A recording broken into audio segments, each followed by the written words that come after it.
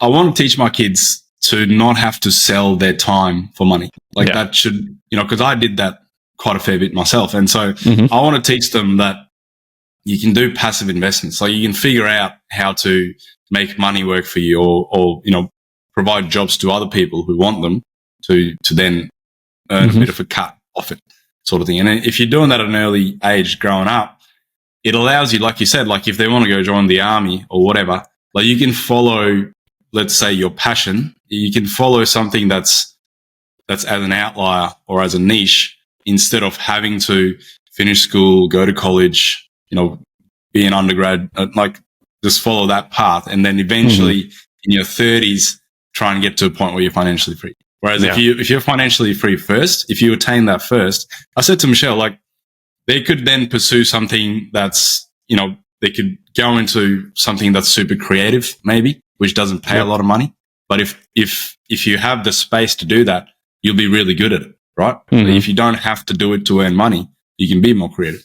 They can go into science and work on something super niche and end up, I don't know, doing space exploration or whatever. Something, again, quite a high barrier to entry.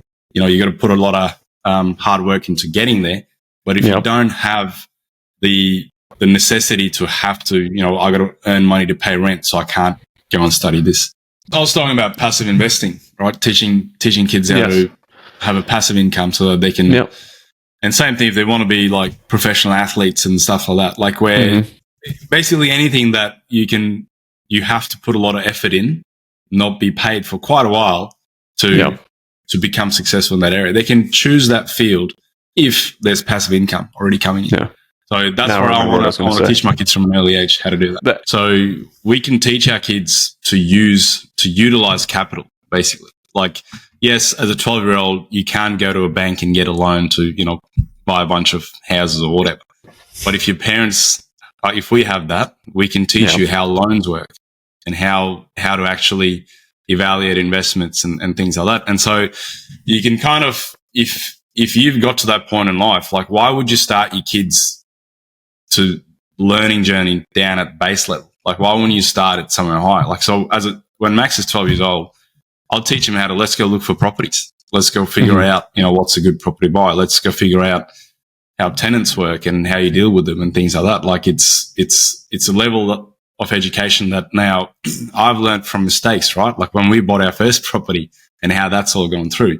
Why wouldn't you pass that down? Why would you let your kid just go and relearn how to, like I said, pack grocery bags? It doesn't make sense. So it's, and again, then let's say by the time Max is 20, if he's got sufficient passive income to carry through his 20s and he doesn't have that insecurity about like paying rent or whatever the case may be, he's in a better position to make better long-term decisions. Like you were saying, if there's a single mum, she's got no choice but to have a couple of jobs and all that sort of thing. And whereas if Max has income coming in, he has a choice. Like he can go into the career that he wants and things like that too. So I think, it's about, like I said, not selling your time for money and thinking about how can we, like Michelle and I, build up for our kids something that they can keep kind of working through. I'd love to teach my kids like how compound interest works, and how you invest in shares, how do you invest in property,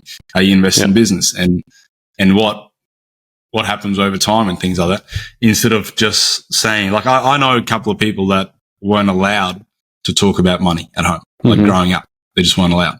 And it's weird because, these adults now don't know how to make informed decisions, like in terms of, or they've got to go and make a bad decision and then learn from that, unfortunately. So I was lucky in the sense that, like, so my mum did speak to me about money, and growing up, my grandfather as well, he taught me a lot. Like he'd take me to the bank, like, he said to bounce check, like he'd take me to the bank, he opened my account and he showed me how to do stuff and things like that. He used to get me to play Monopoly with him, and he had all these little games to kind of like teach me, how to do that sort of stuff. Because as a kid, you just want to play games, but he was teaching me like these subtle lessons back then. So I really owe everything I've done in terms of finance to my grandfather. And it's sort of those sort of conversations are what I want to have with my kids moving forward as well.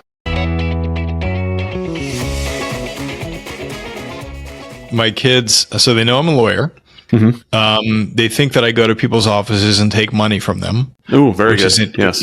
It's interesting. It's not like we think Dad helps people. It's like he goes to insurance companies and takes money from them. Beyond that, it's kind of hard, I think, to explain to 5, 8, and 10-year-olds what you do. We haven't, like next career day, we'll probably take the older one to the courthouse just so he can see here's what goes on all day.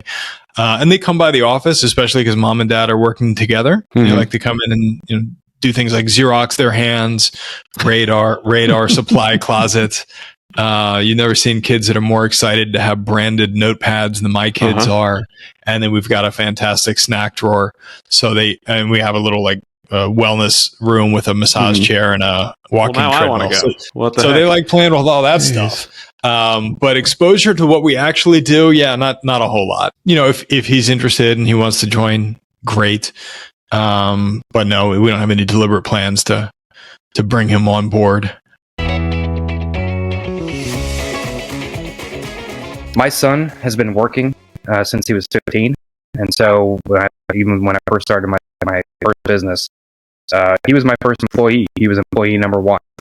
And so I taught him construction trade. I taught him work ethic. I taught him how to report to a boss, which isn't great, right? Whenever the boss is also your dad, you don't necessarily get the entire impact of having a job.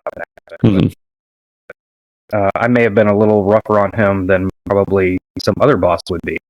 But I also expected more of him, right? I wanted him to be our best employee. I wanted him to learn all these trades because even if he doesn't go into the construction business, even if he doesn't do engineering, at least he understood what work ethic is. My daughter is the exact same way. I brought her out on many construction sites and she would come out there and work with us. Since then, Jack, my oldest son, he's had several jobs. He worked with an engineering company last summer. Right now, he's working for a local grocery store called Dorothy Lane. He works over in the seafood and meat department, and he works 4 days a week. He also goes to school full time during the summer. My daughter works about every single day as doing babysitting. And each time that one of them wants to buy something, they have to buy it themselves. Nice. In fact, I'm not going to, Christmas, birthdays, but if they want something, they have to earn it. So my son pays for his own insurance, he pays for his own gas, he pays for any maintenance that's on the vehicle, and my daughter will do the exact same thing. I ensure that whatever responsibility that they are going to need as an adult is implemented early in life. I think it's critical that they understand that their actions and their decisions have consequences. So if my son ends up spending his entire paycheck eating, burgers and fries, he doesn't have enough money for insurance, guess what? He doesn't get to drive. Yeah. So, I can afford to pay for his insurance, but that ain't happening. Yeah. So they both have to understand what the value of a dollar is primarily, but 2, how hard is it to actually earn that dollar? You know what I mean? Yeah. And so, I've instilled all of that. But aside from work ethic, what I think that my dad taught me also, and my mom did also, but it's integrity, right? It's the type of character that you are. What type of human do you actually want to be? Do you want to be somebody who's lazy and they can go to a job and they can pay for all their bills? Or do you want to excel in life? There's a difference. So there are people who are very passive in this world and they go and they work, they pay their bills, but they're not excelling. And I expect that the children in my family will excel in life and they will be better off than we have turned out to be. And that's a very difficult thing to teach, is what is not only the value of hard work, but doing it as a responsible adult, doing it with somebody who holds on to the ethics and the morals that I believe that God has instilled in us, and just teaching them to be good people. And so my dad was also a deacon in our church, and so we were in church every single Sunday. We ensure that our kids are in church every week. They're very active in the youth group. We've actually homeschooled them for the last 12 years, giving them a Christian education. And so the amount of time and effort and money that we've instilled into the future of our children had better bring the results that we're expecting. Otherwise, they're in for a rude awakening, because I've already told them once they're done with college, they are not moving into my base.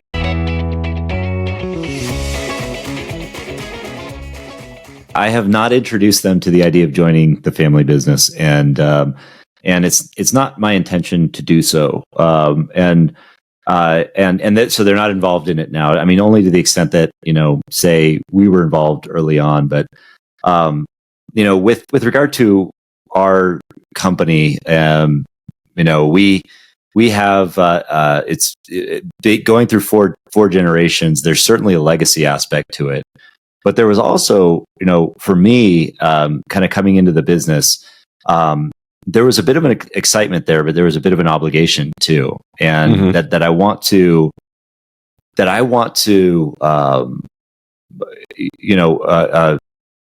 not protect my kids from, but help my kids avoid, so that they can be in charge of their own destiny. Because there's a lot, like, thinking that, like, well, this is the path for me, like going into the family business and doing this thing.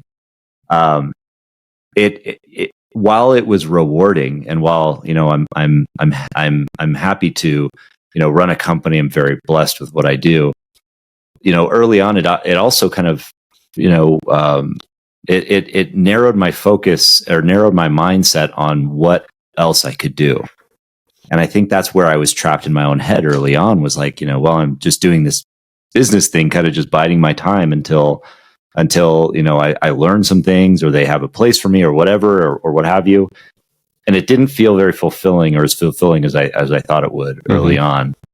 And I just didn't give myself, and this is it. There's nobody in the previous generations to blame, but it didn't give me the I guess the courage or the wherewithal to, like, actually think outside of, like, well, what else is possible? What else is what else can I be doing, or could I do more things at once? Or, is there other opportunities? So I want to give my kids the freedom to look at what they want to achieve and do it, and not be restricted by these ideas of, like, well, artists can't make money, so it's not a good career, or, well, this isn't a good path because it's just too hard to get into.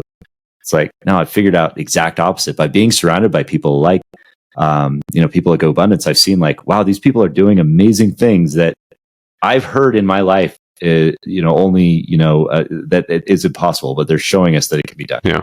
So it's like, yeah, that's incredible. So, just in that process of surrounding ourselves with the community, we've been able to make some changes. But it's a long form answer of just saying, yeah, no, I don't want to introduce them. If they find interest in it, I'm going to sit down with them and have a very, very clear conversation with them about what that looks like, and what that means, and the challenges and the difficulties. Because there are a lot of challenges and difficulties that I didn't expect or understand. It's even in a family business, especially in a family business. Yeah, it's very lonely being in the top spot, because all of a sudden you could become a totally different person to the people, that even your family members, which is challenging.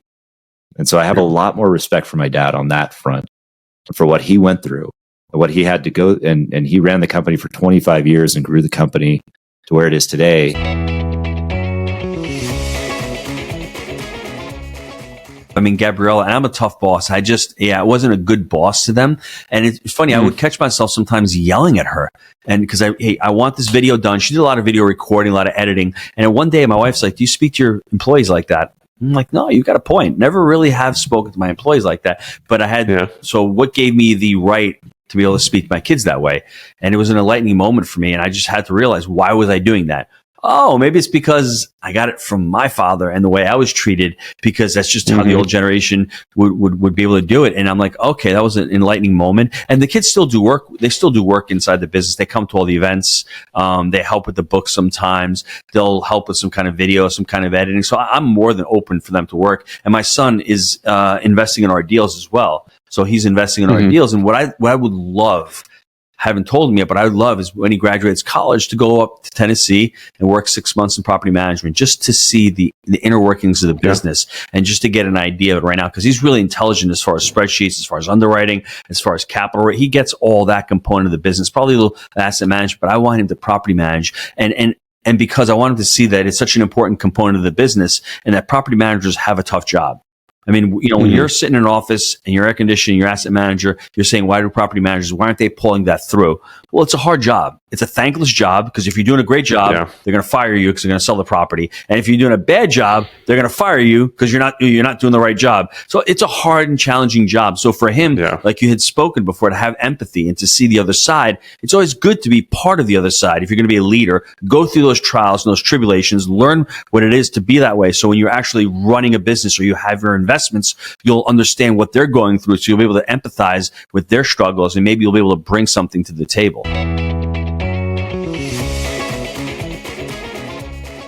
I think it was 2019, the first year my son did, we planted like a sweet corn patch, and it was kind of my son's project, and so he was responsible for sort of overseeing it, but it was a bit of a family project overall. But he, with some help from his sister, picked all the corn when it came due, and then he sold it, and that business was called Emerson's Ears, his sweet corn patch. And so he would like record a little commercial inviting people to purchase, and he'd say what the price was, and then he had a different price if you just bought it as is, or then he would also husk it for you and sell it, ready to eat.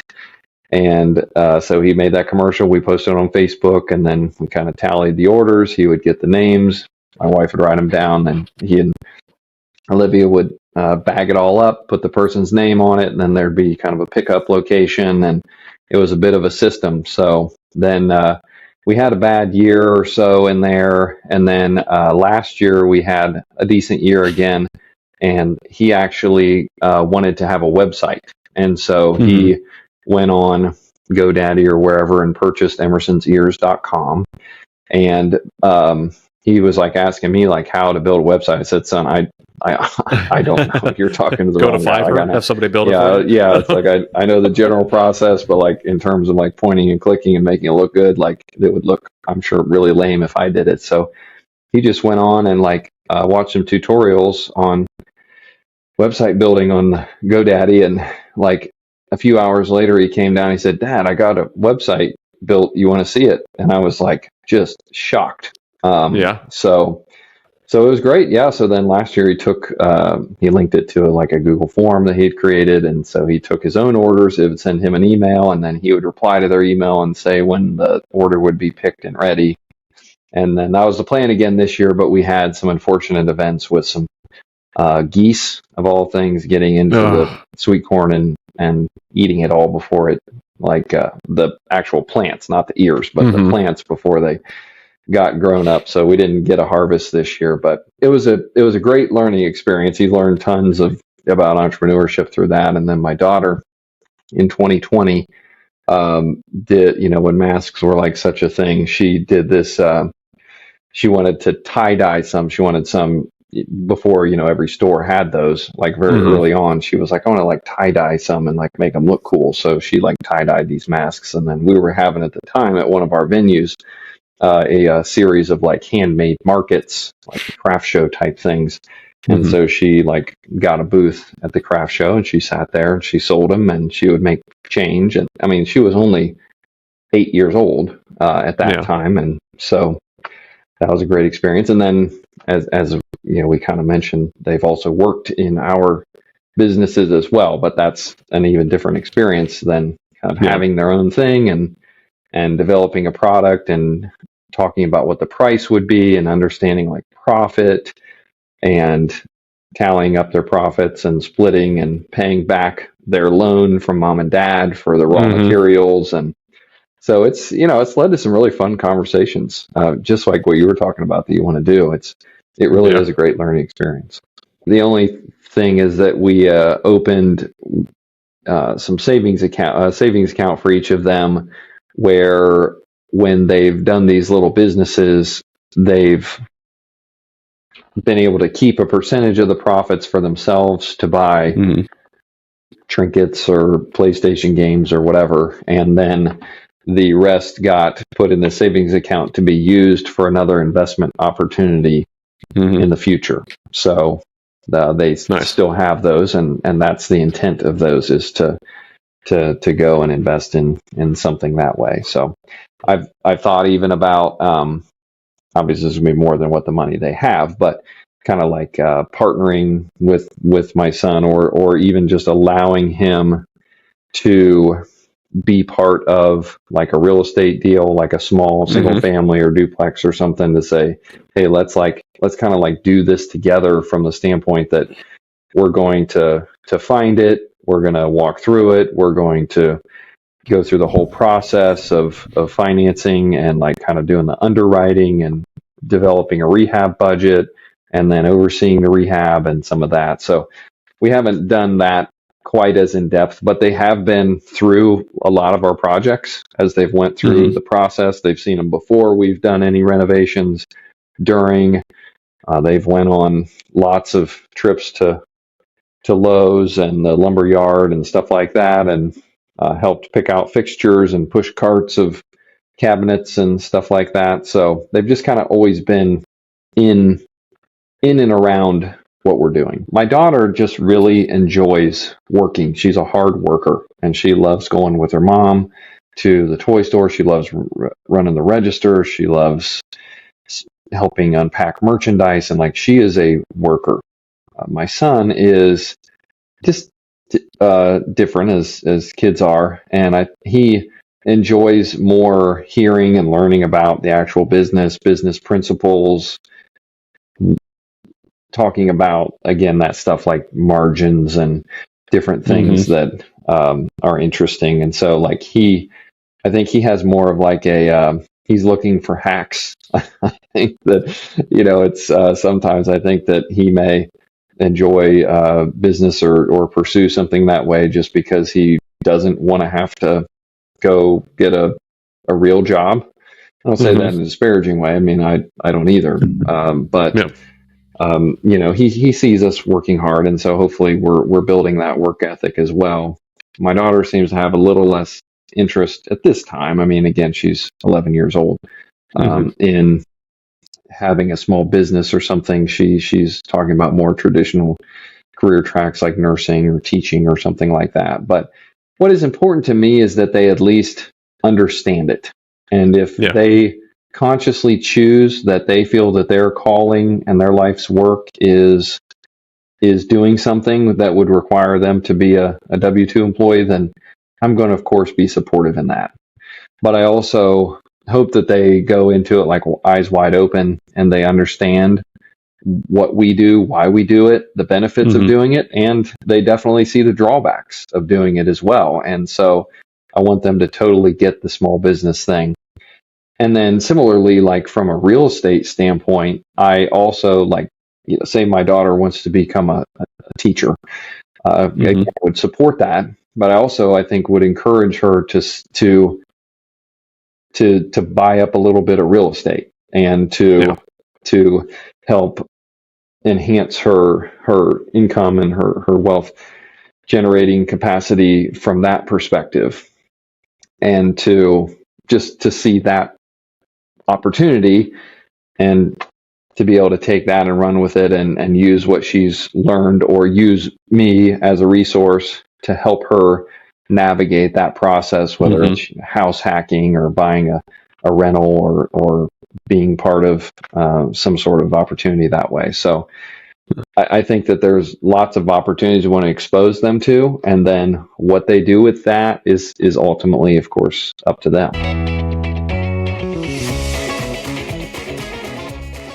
Kids can comprehend things that I think most people don't think that they can comprehend. For sure. Like the taxes thing, right? And like, what's depreciation? And we've talked about cost segregation. And my kids are like, 8, 9, 10 years old, 12 years old, right? And they get that stuff. And we've talked about like cryptocurrency and what is it? Why does it exist? And what's going on with it? And, why does it go up and down so much? All that, and they understand so much.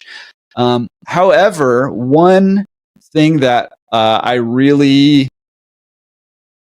preach on, for lack of a better word, to my kids is that, learning about this stuff is one thing, right? And you actually mentioned this too.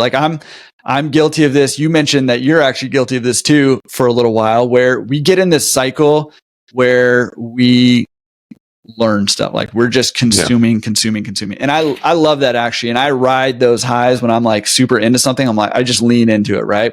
However, learning stuff does not change your life. That does not help you accomplish any goals. That does not make your life better. It's taking action on the things that you learn. Yes. And so I harp on that a lot. And one of the, mottos that we have here is that you cannot be just a consumer. You also have to contribute and create, right? Yeah. And so we don't let our kids sit around and watch YouTube videos all day, every day. And in fact, they get to do that as long as they're also contributing and, being creative. Right. And so for my daughter, that looks like she's got a YouTube channel that she does. She's posted she does the whole thing. And she's posted over 400 videos on her channel, and she just does little shorts every now and then. And she's got 175 subscribers, and it's loving life and is trying to get to monetization, and but she's contributing, right? And so we're okay with it's okay if you watch YouTube videos and stuff or whatever, as long as you're also contributing. Don't get sucked into just being a consumer, right? Yeah. My son, he's tried a bunch of different stuff. He had a website that I taught him how to build a website, and he was running his website, and then he's kind of over it. Then he started a YouTube channel, and he's sort of in it, sort of out of it. And I'm like, look, you got to be doing something. So it doesn't matter to me what it is. You got to be doing something, right? And so right now I mentioned he created a radio station. He's running an online radio station right now. So that's really cool. Making sure that they're contributing and being creative and creating things for other people. There's a website called AppSumo, and I always just kind of browse over there to see if they usually have pretty big discounts on different tools and resources. And I've utilized some of those for my business. And I saw this one that's called Radiolize, I think. And it was, I think it's probably still up there. And it was it's a one-time fee. It's not a lifetime subscription. It's a one-time fee. And I was sitting on the couch, and I saw it, and I looked at my son. I'm like, he's not somebody. My daughter loves attention on herself. YouTube channel is perfect for her.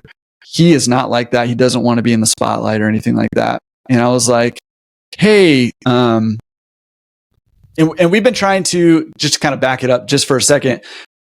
We've been trying to figure out what a good fit for them is to help me with my online business, my laundromat resource platform, so that we can pay them. You can pay up to it's $12,000, whatever it is, before they have to pay any taxes, and then you can throw that money in a Roth IRA. So we've talked to them about that and shown them hey, this is almost guaranteeing you to be a millionaire if we do this and you don't touch it, right? And so they're very excited about that. But I'm like, look, I'm not going to just give you $1,000 for nothing. You have to actually do something that's going to help this business, right? And so I saw this, Radiolize app, and I looked at my son, and I was like, hey, are you interested in creating a radio station for Laundromat Resource? There's this software here that you can utilize, and you can upload so he went through and he uploaded all of my podcast episodes. We're at 123 right now. Nice. He uploaded a bunch of live Q&As that I've done. He's uploaded webinars that I've done. He had this idea where maybe you could do I could do a live Q&A on the radio station where people can actually call in and we can have conversations. So I think we're going to try to start doing that. And so he's figuring out how to build out this radio station. But he uploaded it all to this software to start this online radio station, and he basically has to schedule it all out when stuff's playing, and then he actually went through and recorded a whole bunch of like calls to actions and like transitions and stuff between. So like a podcast will play, and then his voice will come on, and he's like, hey, go follow Laundromat Resource on Instagram.com or Instagram at Laundromat Resource or whatever it is, awesome. Right? And so he sort of put all this together, and it's just recently that he's just launched it. And so I kind of announced it on the podcast episode, and I was like, just go check it out. And we set up a little Patreon account for him. I was like, if anybody wants to give him $1 or $2 just to say good job for being a 12-year-old, that's awesome. If not, like, don't worry about it. It's not, no big deal.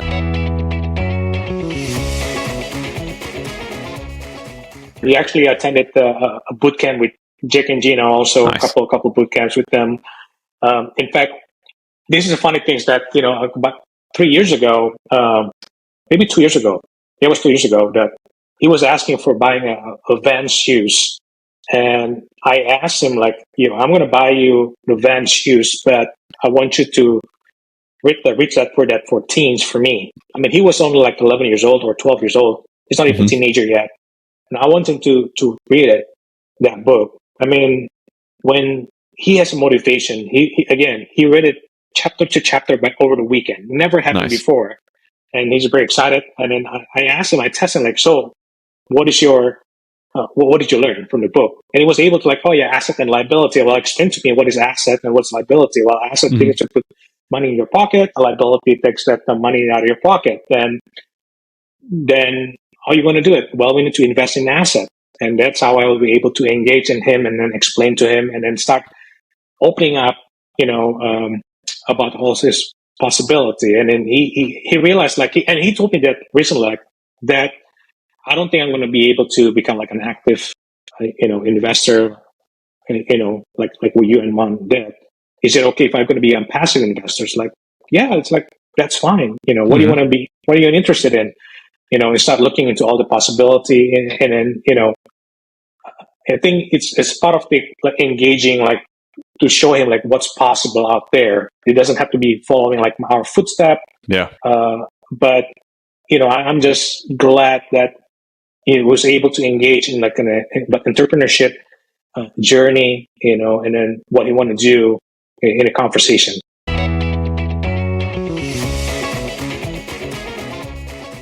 I try to encourage questions. I'll say, hey, boys, they'll ask me on the way to school, what are you doing today, Dad? Because in their mind, I just sit at home and, talk to my friends on Zoom, but I'll say, well, today Dad's got 3 coaching clients. Oh, okay. Well, what is coaching exactly? Because they've got a coach, right? And I'm a coach on one of my son's soccer teams.